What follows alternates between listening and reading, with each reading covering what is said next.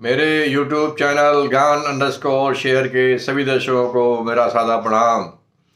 आइए मित्रों, भगवान श्री कृष्ण की वंदना से, जगत गुरु श्री कृष्ण की वंदना से आज का सत्र प्रारंभ करते हैं। आप भी मेरा साथ दीजिए।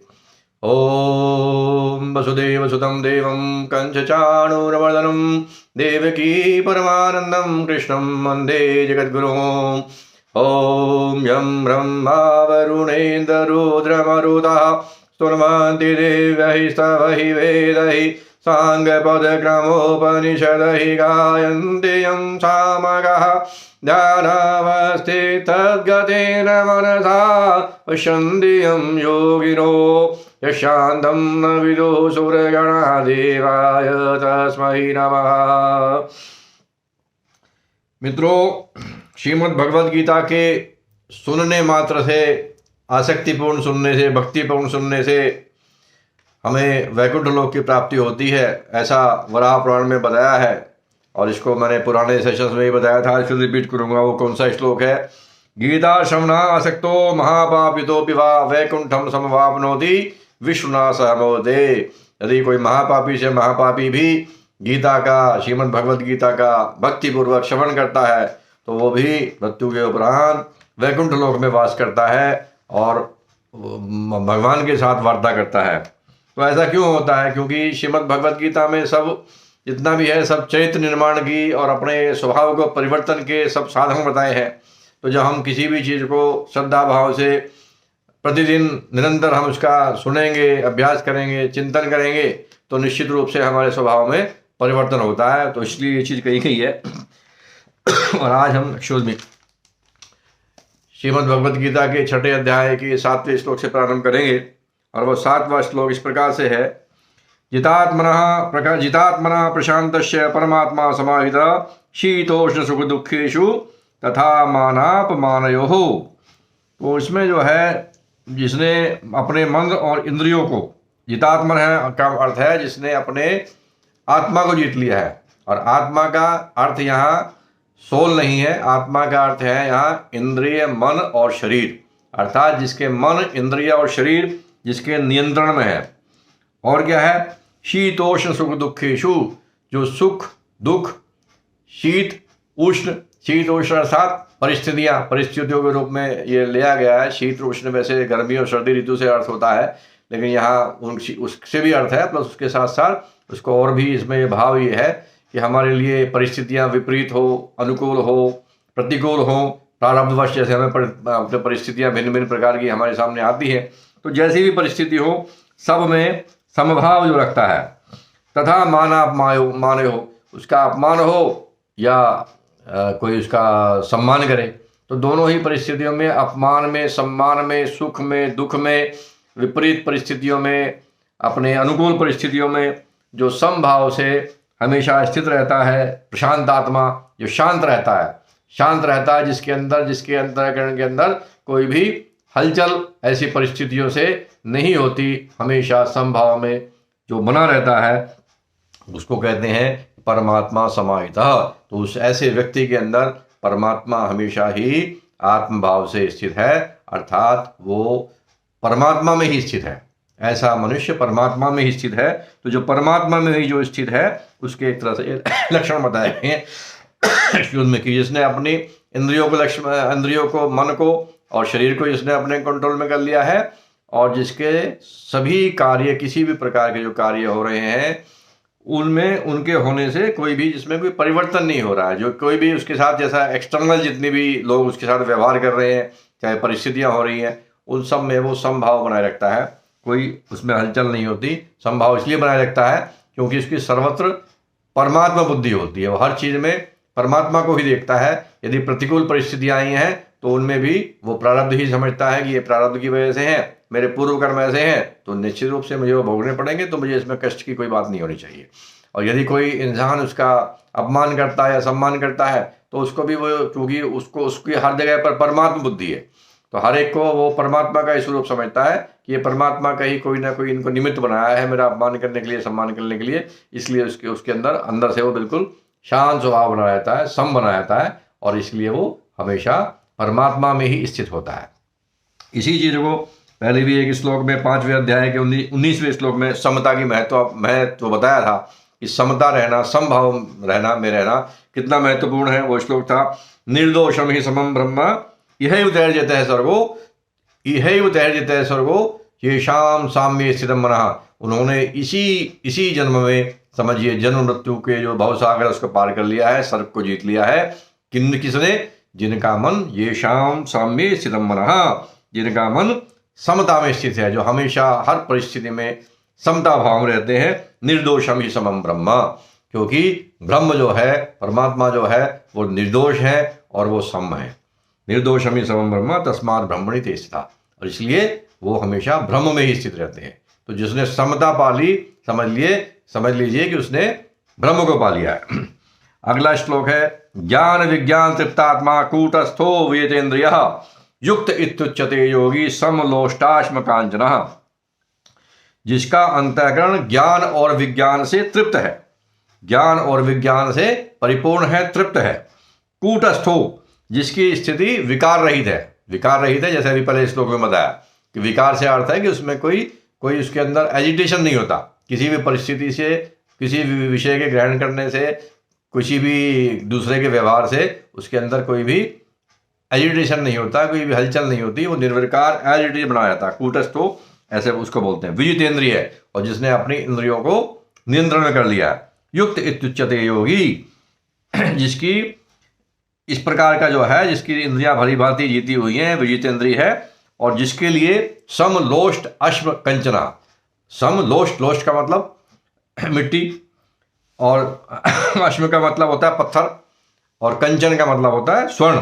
तो जिसके लिए मिट्टी, पत्थर, स्वर्ण में वो समभाव देखता है, उससे वो ऐसा नहीं कि मिट्टी से वो द्वेष करता हो और सोना मिल गया तो बहुत उसको लालच आ जाता हो, उसमें वो ज़्यादा इंपॉर्टेंस उसको देता हो। उसके लिए सब समान है। क्यों? क्योंकि वो सब में ही, सब चीज़ों में परमात्मा को ही देखता है। इसलिए उसमें कोई भी विषम भाव नहीं होता कि चीज़ों के प्रति, चीज़ों के चेंज होने से या लोगों के व्यवहार के चेंज होने से या सामान कोई मिला नहीं मिला, उस सब से उसके अंदर कोई भी परिवर्तन नहीं आता। वो हमेशा उसका अंतःकरण विकार रहित बना रहता है।